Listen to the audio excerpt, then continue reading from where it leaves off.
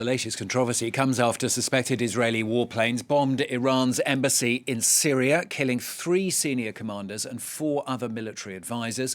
The strike marking a major escalation in Israel's war with its regional adversaries. The destroyed building right inside the diplomatic compound, adjacent to the main Iranian embassy building. Well, let's talk about the latest on that with our international affairs commentator, Doug Herbert. Doug, Israel's carried out hundreds of strikes against targets linked to Iran and its supposed proxies over the last few years. This, though, directly on an embassy, right, of course, as a very, very tense moment right across the region. Yeah, the international community, you can tend to almost get jaded about these types of strikes and these tragedies because time and again, as you said, hundreds of strikes, not dating back just till October 7th, Hamas attack on Israel, hundreds of strikes dating back really to 2011 and the outbreak of the civil war, the ongoing civil war, I may say, in Syria. Strikes by Israel, the vast majority of the time, Israel plausibly denying it, saying we do not comment on reports in the foreign media. It's almost that exact same wording every single time. Strikes on what?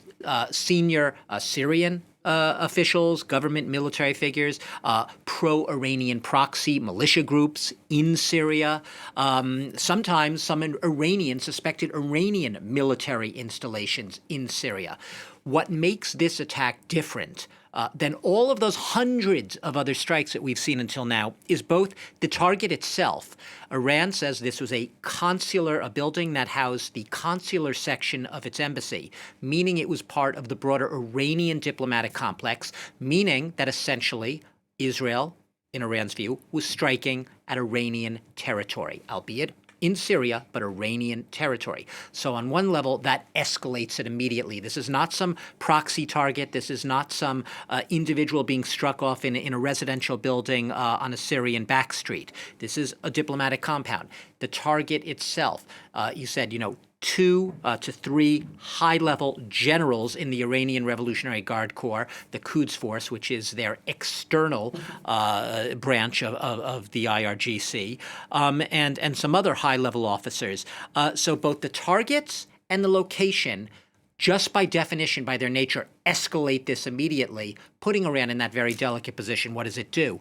At the same time, it's impossible that Israel would not know this. Now, Israel has said, or at least unofficially said, privately said, that they don't consider it a diplomatic compound because high-level IRGC members, a group that is considered, its members considered almost terrorists by Israel and the U.S., because they were in this building, it effectively was a valid military target. But once again, you have to sort of splice those words, because Israel has not officially claimed responsibility, as it is not officially claimed responsibility for any number of attacks. I'll note this comes a few days, this strike, after suspected Israeli airstrikes in the northern Syrian city of Aleppo, in which dozens of Syrian soldiers were killed. So just the latest in a string, but yes, escalating nature of the target and the level of the target. We've heard from Iran in the last hour or so, from the president, in fact, saying the attack will not go unanswered. What response could there be, though, from Iran? Well, first of all, I will comment on that wording itself. It's a double negative, right? Will not go unanswered. You couldn't make that more passive